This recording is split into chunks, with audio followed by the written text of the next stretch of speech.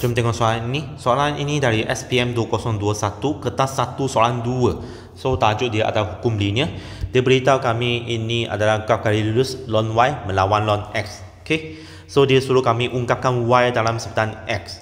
Okay. So kami cari kecurangan 2 titik itu dahulu. So kecurangan sama dengan 7/1 per 5/2. So equal to 2. Okay. So ini adalah y besar, ini adalah x besar. So ln y sama dengan saya tertulis besar. Ln y sama dengan 2 ln x tambah c. Okay. So kami boleh kandi mana-mana 2 titik yang kamu minat lah. So saya kandi 2 dengan 1 titik tu. Okay.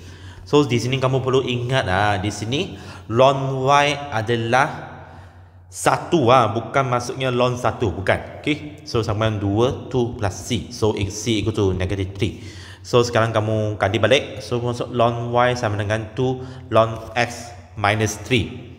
So ln y tolak 2 ln x equal to negative 3. So ln y per x square sama dengan negative 3. So bermaksud y per x kuasa 2 sama dengan e kuasa negatif 3. So dia nak kami y dalam sebenarnya x. So bermaksud y sama dengan x square per e power cube.